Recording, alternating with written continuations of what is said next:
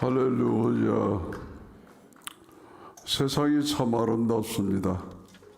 안타까운 것은 코로나 바이러스로 인해서 더러워진 세상이 또 안타까울 따름이죠.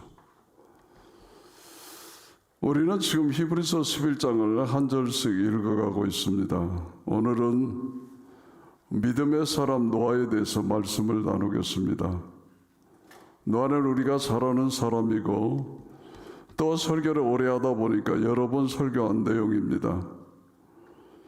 처음 듣는 얘기는 아니지만 오늘도 하나님께서 큰 은혜 베푸시기를 원합니다. 자, 오늘 주인공 노아는 어떤 사람이었습니까? 본문 7절을 다시 한번 보시겠습니다. 믿음으로 노아는 아직 보이지 않는 일에 경고하심을 받아 경외함으로 방주를 준비하여 그 집을 구원하였으니 이로 말미암아 세상을 정죄하고 믿음을 따르는 의의 상속자가 되었느니라 라고 말씀하십니다. 자, 노아의 삶을 어떻게 정의합니까? 믿음으로 노아는 보이지 않는 일에 경고하심을 받은 사람이었습니다. 보이지 않는 일에 경고심을 받은 사람.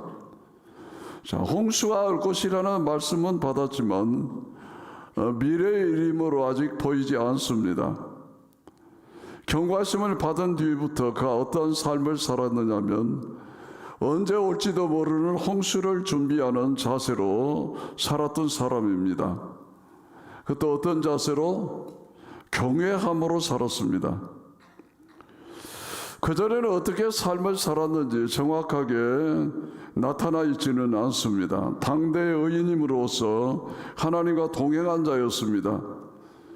하나님께서 앞으로 홍수가 올 것이라고 하셨기 때문에 방주를 만든다고 하니까 긴 시간을 경외하고 살았다는 것이 참으로 은혜가 되는 것입니다. 믿음의 사람 노아의 일생은 이렇게 하나님의 말씀에 순종하며 살았습니다. 이미 말씀드렸지만 이 믿음이라고 하는 것은 명사가 아닙니다, 여러분.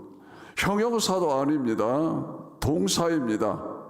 반드시 믿으면 액션이 따라야 되는 것이죠. 그래서 히브리서 11장에 등장하는 믿음의 사람들은 단 한 사람도 형용사로 표현되지 않습니다. 가령 참 멋있었다, 참 아름다웠다, 이런 내용이 전혀 없습니다. 자, 다 떠나고 다 드리고 다 순종하고 다 지었고, 자, 이게 다 뭡니까? 동사이죠. 동사. 이것이 믿음임을 깨달으시기 바랍니다. 믿음은 느낌이 아니라 움직임입니다. 움직이는 것이죠. 구체적으로 노아가 가진 믿음은 준비함이었습니다. 그것도 몇 년을 만들었지요? 근 100년이나 만들었어요, 배를. 긴 시간을 경외함을 잃지 않고 준비할 사람은 없습니다. 자, 우리가 노아라면 어땠을까요? 하나님 만들어라 그러면 우리도 만들었겠죠. 하나님 여러분에게 나타나서 만들라고 하면 안 만드시겠습니까? 누구든 하나님 명령인데 안 할 수 있겠습니까? 그런데 우리는 한 3달 만들고 나면 이제 뭐라 합니까? 아, 지친다. 한 1년 정도 가다 보면 힘들어 못 하겠다. 우리는 힘들다는 말을 그렇게 많이 합니다. 우리도 안 하는 것은 아닙니다. 처음에 하나님이 어떤 일을 맡겨주시면 경외함으로 그 일을 맡습니다. 아마 여러분들 가운데 교사하신 분들이 계실 것 같아요. 1부 때 교사하고 오신 분도 계시고 1부 때 예배하고 2부 때 교사하는 분들도 계시죠. 자, 여러분 오래되셨겠지만 처음 우리가 교회학교 교사가 됐을 때 우리에게 그렇게 떨림이 있습니다. 나 같은 사람이 어떻게 이 아들을 가르칠 수 있는 교사가 될 수 있는가, 이런 떨림이 우리에게 있었습니다. 그런데 우리가 시간이 지남에 따라서 뭘 잃어버리냐면 그 경외함, 떨림을 잃어버립니다. 자, 오늘 성가대가 아름다운 찬양을 하는데 여러분 처음에 성가대를 시작할 때 어떤 마음으로 시작하는지 아세요? 대부분 10명 중에 9명쯤은 이렇게 말합니다. 저 노래 잘 못하는데 어떻게 하지요? 성가대 하시는 분 중에 노래 잘한다는 분 거의 없습니다. 나같이 노래도 못하는 사람이 어떻게 성가대를 할 수 있느냐 하고 거의가 다 이 마음을 가지고 시작하는 거 아세요? 그러다 몇 달 지나면 그냥 합니다. 그러다가 경외함이 사라집니다. 설교를 처음 할 때도 얼마나 떨리고 나 같은 사람이 감히 하나님의 말씀을 대언하던지 거기에 대한 경외감이 있습니다. 지금도 하나님의 경외함은 있습니다만은 처음만큼 아닌 것 같습니다. 지금은 다릅니다. 어떻게 내가 하나님 말씀을 전하지 않은 그때만큼은 없습니다. 잠시 경외함을 가지는 것도 귀합니다. 그러나 더 귀한 것은 노아처럼 항상 하나님 앞에서 경외하는 마음을 잃지 아니하는 것입니다. 우리도 그렇게 되기를 원합니다. 깨달으시기 바랍니다. 자꾸 이 경외함을 잃어버리면 어떻게 되는지 아십니까? 떨림은커녕 이제 사람들의 인정과 사람들이 알아주지 않으면 막 짜증이 나고 이 모든 것은 경외함을 잃어버렸기 때문에 그런 것입니다. 오늘 노아를 통해서 성경을 읽을 때 너희는 이런 사람이 되어달라고 하는 음성, 경외함을 잃지 않는 사람들이 되시기를 바랍니다. 자, 지난주에 말씀드렸던 에녹이죠. 에녹과 노아는 공통점이 하나 있습니다. 뭡니까? 두 사람 다 이벤트 신앙이 아니라는 것이죠. 막 타올랐다 식어버린 그런 신앙인들이 아니었습니다. 자, 에녹은 300년을 하나님과 동행했었고 노아도 긴 세월을 경외함을 잃지 않았습니다. 그러고 보니까 창세기 6장에 노아도 똑같이 이렇게 묘사되었습니다. 그는 하나님과 동행하였다라고 말씀하고 있습니다. 자, 에녹과 똑같은 삶을 살았습니다. 하나님과 동행하는 사람들이 다 되시기 바랍니다. 자, 그런데 어떻게 그 긴 시간을 하나님께 대한 경외함을 잃지 않고 순종할 수 있었을까요?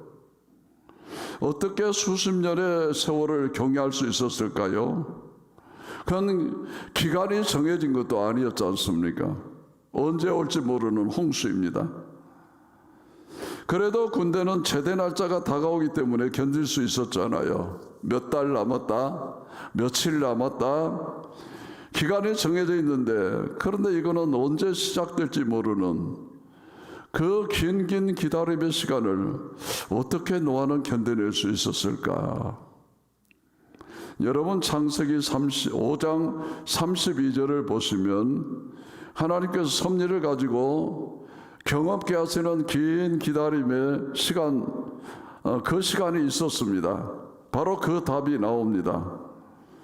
그 긴 시간을 견딜 수 있던 이유가 창세기 5장 32절 말씀인데 한번 보시죠. 노아는 500세 된 후에 셈과 함과 야벳을 낳았더라. 몇 살 때에? 500살 될 때네. 자, 노아가 오래오래 견딜 수 있었던 이유가 여기 있습니다. 노아가 몇 살에 아이를 낳았다고요? 500살 넘어서. 우리가 한 사람의 이름을 압니다. 하나님께 아이 달라고 무지하게 때를 썼던 사람, 100년 동안 부르짖던 사람이 나오죠. 누구죠? 그 사람의 이름이, 별명이 있습니다. 믿음의 조상이라는 아브라함이에요. 아브라함은 100년 동안 하나님께 아이 달라고 그렇게 떼썼던 사람입니다. 중간에 하가를 취하기도 하고 그랬던 사람입니다. 그런데 노아는 몇 년을 기다렸다고요? 500년. 여러분, 우리가 조선 왕조 실록 몇 년이라 그럽니까? 500년이라거든. 태종, 태세, 문단세, 예성윤중, 임명수, 문경선, 광인여영, 숙경전, 요순현철, 고순종. 몇 대죠? 27대 왕이에요. 27대. 27명의 왕이 바뀔 동안 500년 동안 노아는 뭐가 없었다? 자식이 하나도 없었다. 자식이. 그 오랜 세월. 자, 성경은 뭐라고 말씀하시냐면 창세기 6장 4절 5절을 한번 보십니다. 하나님의 아들들이 사람들의 딸들에게로 들어와 자식을 낳았으니 그들은 용사라 고대 명성이 있는 사람들이었더라. 여호와께서 사람의 죄악이 세상에 가득함과 그의 마음으로 생각하는 모든 계획이 항상 악할 뿐임을 보시고, 자, 하나님 보시기에 죄 짓는 사람들, 못된 사람들은 자식들을 낳는데 팡팡 낳고 용사고 명성 있는 사람들을 낳는데, 그때 노아는 의인이었습니다. 노아는 혼자 하나님과 동행하고 하나님 보시기에 순종하고 하나님 보시기에 의인인 노아만 아이들이 없습니다. 얼마나 안타까운 일입니까? 쉽게 한번 얘기 드릴게요. 내 주변 친구들은 주일도 안 지키고 못된 짓은 다 하고 잘 먹고 잘 사는데, 나는 주일을 잘 지키고 11조 생활도 하고 주일날 봉사해. 그런데 저 사람들은 늘 승승장구하는데 나는 되는 일이 없어요. 자, 세상으로 치자면 안 믿는 사람들은 술도 접대하고 뭐 이런 사람들은 진급도 잘 되는데, 나는 예수 잘 믿고 신앙의 절개를 지키고 열심히 살지만 나는 진급이 안 돼요. 이런 것과 똑같습니다. 여러분, 이런 상황이라면 대부분 다 실족합니다. 하나님 왜 침묵하시느냐고 따집니다. 그런데 노아는 500년을 기다리다가 아들을 낳습니다. 이 노아에게 하나님이 배 짓는 일을 시키십니다. 그런데 노아에게 배를 만드는데 몇 년 동안 배를 짓습니까? 무려 100여 년 동안. 또 몇 명이서 그 배를 짓습니까? 노아와 그 부인, 아들 셋, 또 셋 자부, 물론 손자가 있었겠지만은 얼마나 어린 것들이 힘이 됐겠습니까? 어쨌든 노동력이 많을 때 겨우 8명, 그것도 엄청난 사이즈의 방주. 여러분, 방주의 사이즈를 보니까 대충 우리 교회 이 본당 이 건물 크기 정도 되더라고요. 제가 계산을 해보니까. 자, 8명이 짓는데 얼마나 컸으면 100년이나 만들었겠어. 100년. 우리 교회 짓는데 얼마 걸렸죠? 1년 약간 좀 더 걸렸었잖아요, 여러분. 자, 어떤 사람이 100년이나 묵묵히 기다리면서 끝도 보이지 않는 일을 끝까지 배를 만들 수 있었을까요? 어떤 사람이 끝도 보이지 않는 일을 끝까지 경외함을 잃지 않고 할 수 있었을까요? 긴 기다림 끝에 하나님의 신실하심을 경험한 사람만이 그 일을 할 수 있었습니다. 깨달아지십니까? 노아가 500년이라는 말도 안 되는 긴 시간의 기다림 끝에 하나님의 신실하심을 기억하고 확인했거든요. 오직 그런 사람만이 배를 만들 수 있는 것입니다. 그러니까 노아의 500년이라는 긴 기다림이 사실 이 방주를 만들 수 있었다는 것입니다. 그렇지 않습니까? 이 일을 맡기고자 하나님의 섭리와 하나님의 계획이 있으셨던 것입니다. 여러분, 대체적으로 우리들은 과거를 봅니다. 과거. 하나님은 과거와 현재와 미래를 동시에 보고 계시는 분이시지요. 여러분, 역사 연대표를 보면 대충 세상에 되어져 간 것을 우리도 알 수 있잖아요. 우리는 연대표를 보면서 과거와 현대를 볼 수 있습니다. 그런데 하나님은 우리의 미래까지도 보고 계시지 않습니까? 하나님은 노아를 향한 정말 그 말도 안 되는 긴 기다림, 하나님의 긴 기다림의 경험이 노아에게 없었다면 정말 그 끝까지 버티면서 방주를 만들 수 있었을까요? 안 되지요. 여러분 한번 생각해 봤습니다.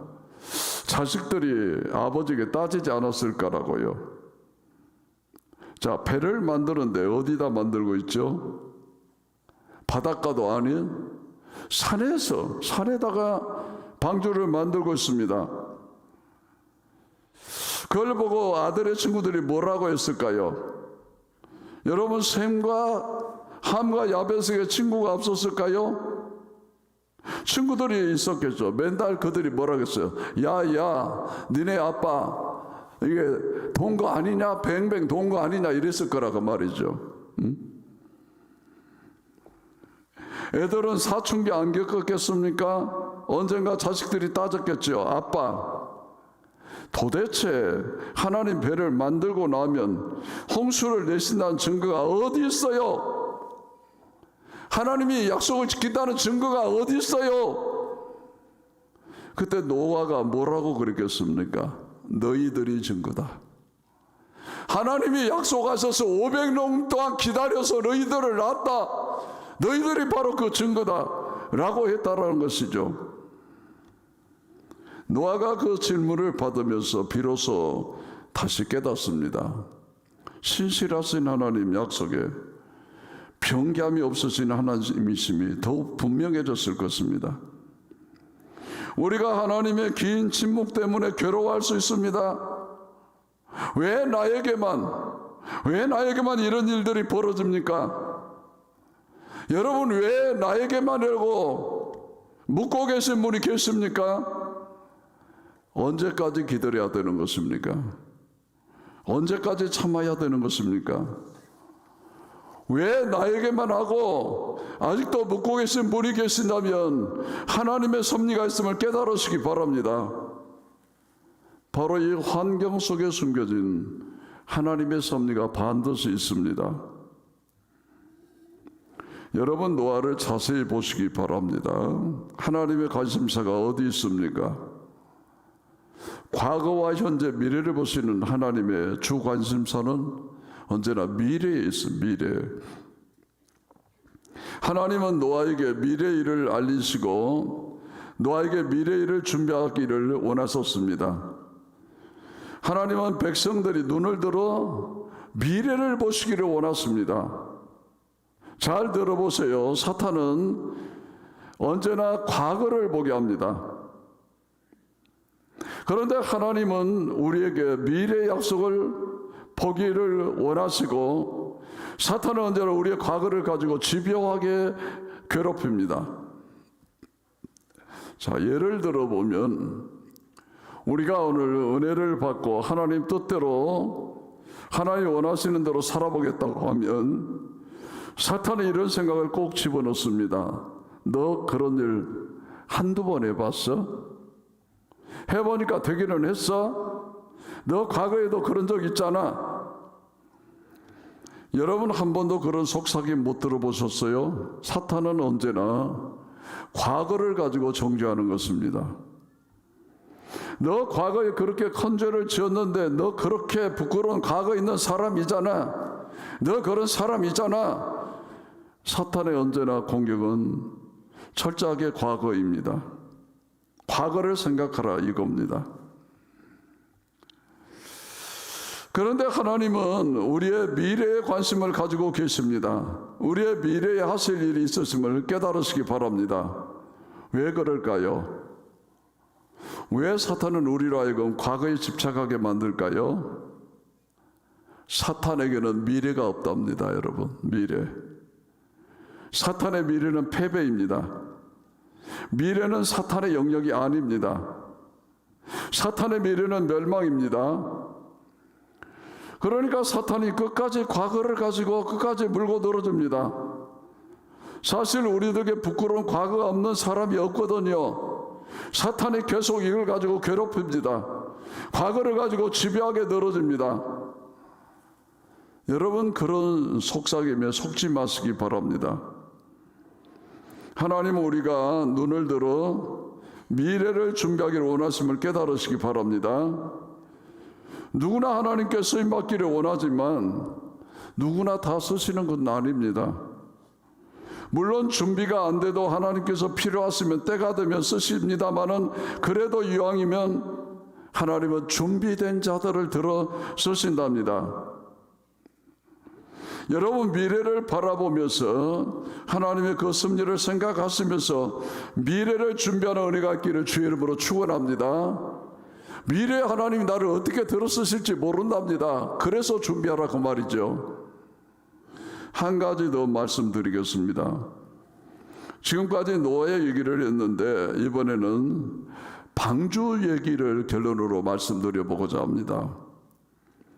방주는 오늘날 무엇과 비교할 수 있을까요? 저는 교회에 비견될 수 있다라고, 교회에 비교될 수 있다라고 생각합니다. 자, 방주가 교회에 비유될 수 있다면 방주는 어떠해야 하는지, 교회가 어떠해야 하는지를 창세기 6장에서 세 가지 가르침을 주고 있어요. 세 가지로. 자, 하나님은 방주를 만들라고 하셨습니다. 창세기 6장 14절 말씀을 보십니다. 너는 고페르나무로 너를 위하여 방주를 만들되 그 안에 칸들을 막고 역청을 그 안팎으로 칠하라 라고 하셨습니다. 자, 제일 먼저 이 배를 어떻게 만들어야 한다고요? 나무로 만든 다음에 뭘 칠하라? 안팎으로 역청을 칠하라는 것이죠. 자, 역청을 왜 칠하는 것입니까? 안팎으로 역청을 칠해야 물이 배에 들어오지 않기 때문에 그렇습니다. 우리로 요새 말하면 본드로 칸을 막아라 그 말이죠. 교회는 안팎으로 역청이 칠해져야 함을 깨달으시기 바랍니다. 교회는 세상의 물결이 교회 안으로 들어오는 것을 반드시 막아야 합니다. 교회 안에 세상의 물결이 들어오는 순간 교회는 교회됨을 잃어버리게 되는 것입니다.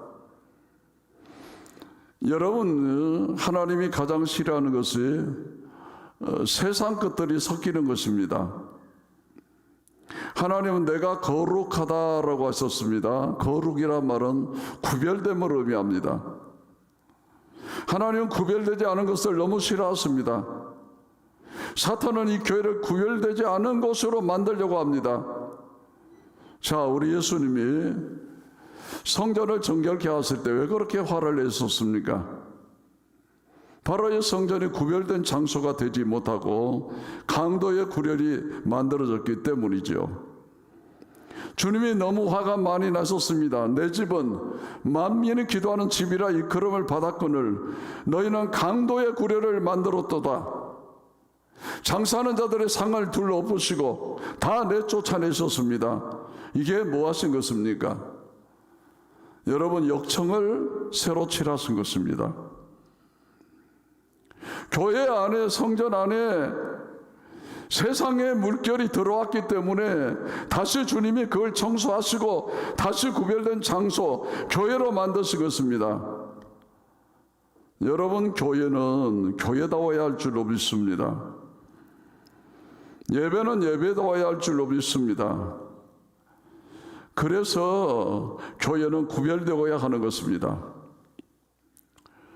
근래 열린 예배 드리는 교회들이 교회 문턱을 낮춰야 한다는 말을 많이들 합니다. 물론 너무 높아서도 안 되겠죠. 그런데 교회 문턱을 낮춰야 한다는 말 속에는 세상의 물결을 다 받아들이기 때문에 의미도 있습니다. 여러분, 이런 현수막도 보았습니다. 불신자가 좋아하는 교회, 문턱을 낮추는 교회. 여러분, 불신자가 왜 좋아할까요? 구별이 없기 때문에 그렇습니다. 나 이 교회 오면 부담이 없어. 좋아. 불신자가 좋아하는 교회, 역청이 칠해져 있지 않아서 세상의 물결이 이미 많이 들어와 있기 때문에 세상에 있으나 교회 안에 들어와 있으나 아무런 불편함을 못 느끼는 교회, 봉사 안 해도 돼. 헌금 안 해도 돼. 불신자가 좋아하는 교회, 헌신이 필요 없는 교회. 여러분, 불신자가 좋아하는 교회가 되어야 하겠습니까?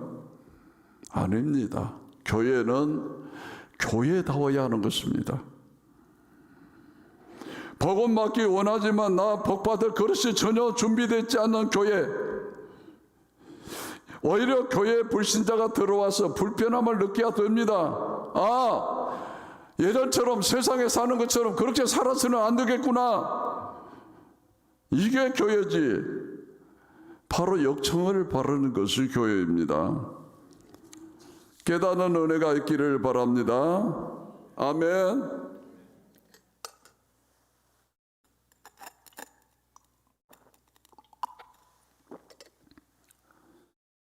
두 번째로, 이 교회는, 이 배는 다른 배가 가지고 있는 모든 것 중에 아주 중요한 것이 하나 없습니다.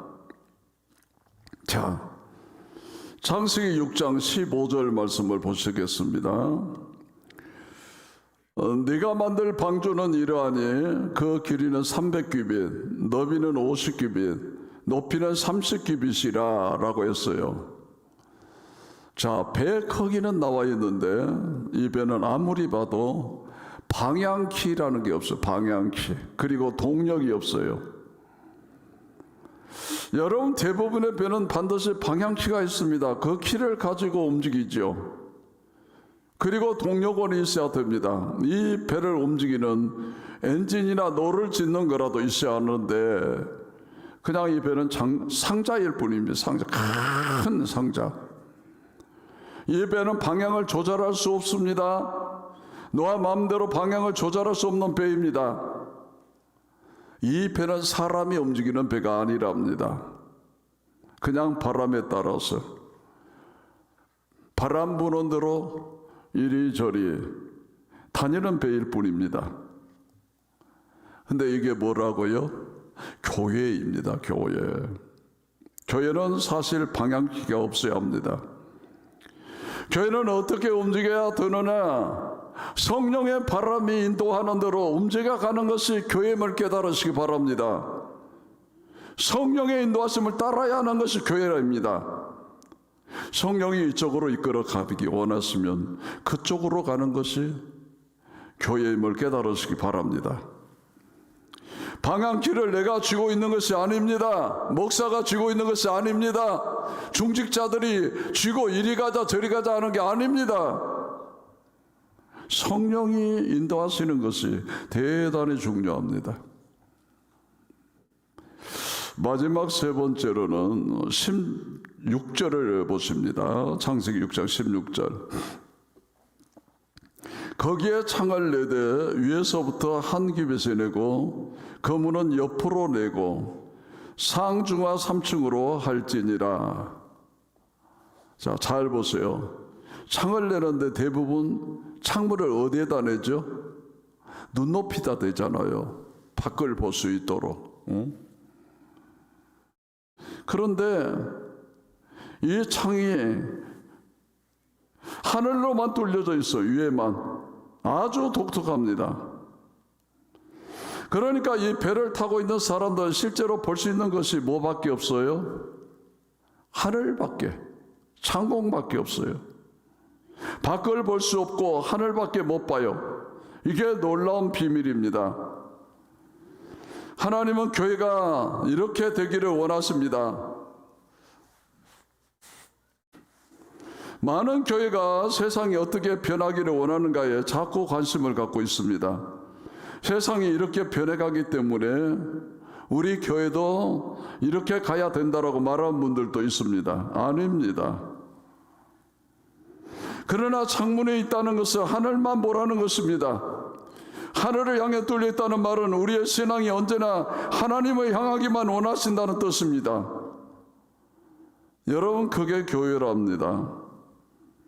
우리가 너무 다른 교회 어떻더라 이런 말 저는 별로 안 좋아합니다. 제가 옛날에 다녔던 교회는 이렇게 하는데 목사님 우리 교회는 왜 그래요? 그거 별로 안 좋아하는 얘기입니다. 자꾸 옆에 창문을 내실 필요가 없습니다. 우리 교회는 왜 그렇게 하지 않은가 이런 것을 속지 마십시오. 이런 것들 아무것도 중요하지 않습니다. 창이 하늘에 났느냐가 대단히 중요한 것이죠. 여러분, 하늘에 창이 나 있는 사람이 있습니다. 하늘에 창을 내고 기도한 사람, 구약시대 선지자 중에 누굽니까? 다니엘 아닙니까? 다니엘은 예루살렘 쪽으로 향하는 창문을 열어놓고 하루에 3번 기도했다고 성경이 기록합니다. 우리도 하늘을 향해 우리 모두도 그 창을 여는 은혜가 있기를 주의 이름으로 축원합니다. 오늘날 하늘에 창을 내는 사람들이 있습니다. 누굽니까? 하나님 앞에 나와서 예배하는 사람들, 하루 3번 무릎 꿇고 하늘을 향하여 기도하는 사람들이죠. 여러분이 잘 아시는 성경 말씀 고린도전서 3장 16절에 너희가 하나님의 성전인 것과 하나님의 성령이 너희 안에 계시는 것을 알지 못하느냐라고 말씀하셨습니다. 여러분, 우리가 하나님의 성전이고 교회입니다. 그렇다면 우리 안에 역청이 칠해되어 있어야 합니다. 그래서 우리 모두 다 구별된 삶을 사시기를 바랍니다. 내가 갖고 있는 방향키를 하나님께 반납하는 은혜가 있기를 바랍니다. 사실 우리가 아무리 계획을 세워봤자 아무 소용이 없더라고요. 사람이 계획할지라도 그 걸음을 인도하시는 여호와이십니다.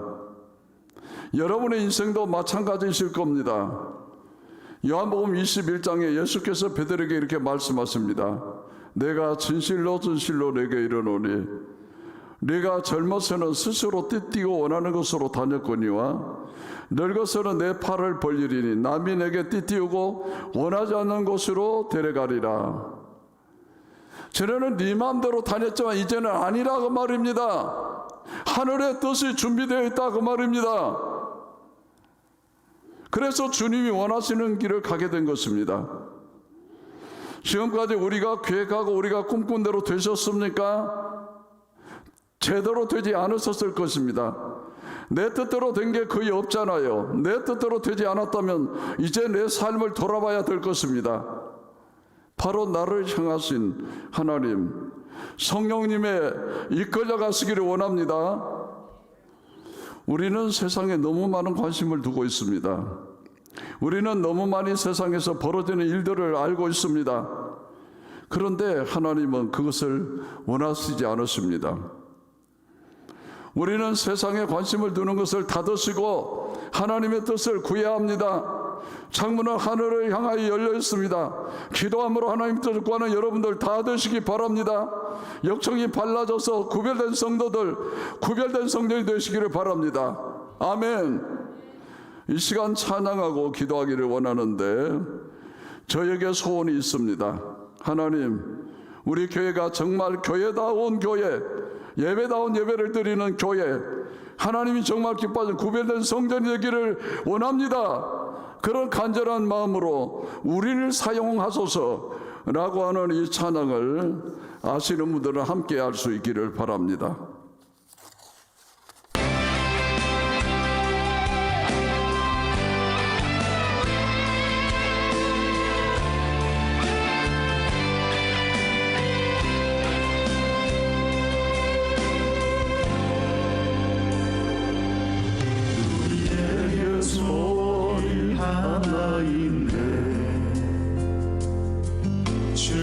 다시 오실 그날까지 우리 가슴에 새긴 주의 십자가 사랑 나의 교회를 사랑케 하네.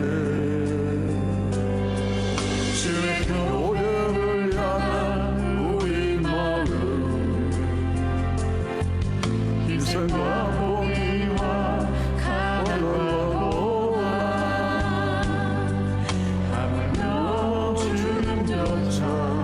우리 막을 수 없네.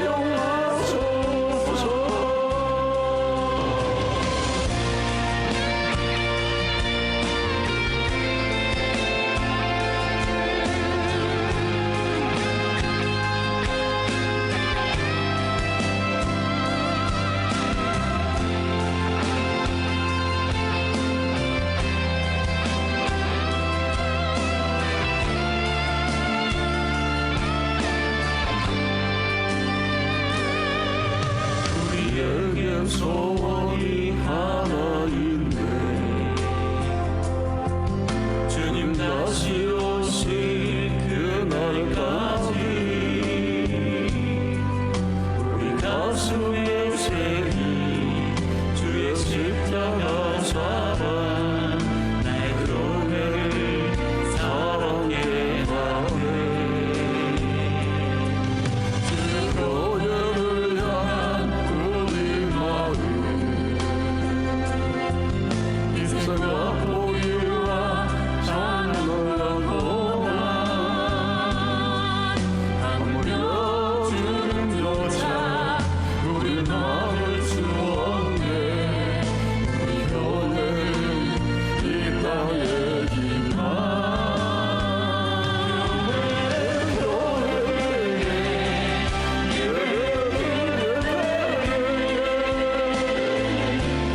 우리 사용하소서. 진정한 교회야 오늘 임하도 우리 사용하소서. 성령 안에 예하여 자유의 마음으로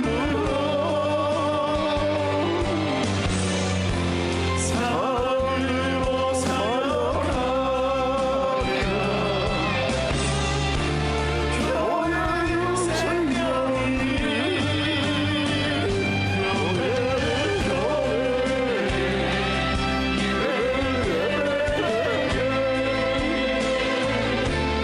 교회를 사용하소서.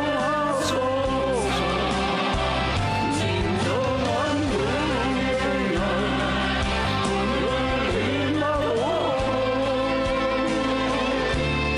우리 사용하소서.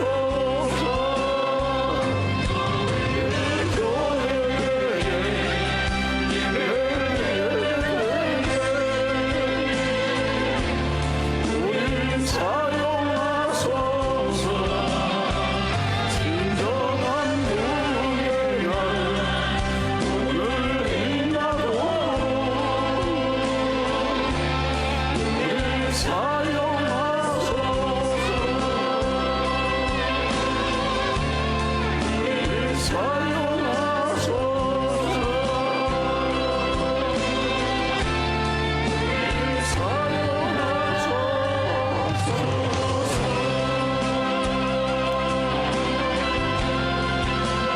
우리 다 같이 조용히 눈을 감으시고 함께 기도하겠습니다. 주여, 우리를 용서하여 주시옵소서. 하나님 앞에 경외하는 마음 끝까지 놓지 않게 하여 주시옵소서. 노아에게 긴 기다림을 주신 것도 하나님의 선하시고 기쁘신 뜻이 있습니다. 하나님은 나를 위한 계획을 갖고 계심에 감사드립니다. 하나님의 선하시고 아름다운 계획이 있는 줄로 믿습니다. 믿음을 잃지 않고 믿음으로 순종하며 나가는 자들 되게 하여 주시옵소서.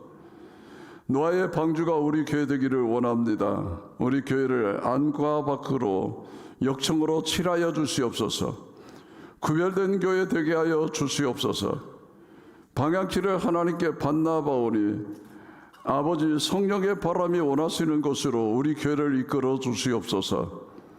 하늘을 향해 창을 낸 교회 되기를 원하오니 아버지 세상의 변화에 주목하는 교회가 아니라 하늘에만 하나님의 뜻을 구하고 아버지 그만 주목하며 하나님의 뜻에 민감한 교회 되게 하시고 그런 성도들 다 되게 하여 주시옵소서.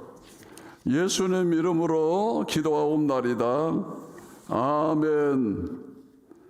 나는 전능하신 아버지 하나님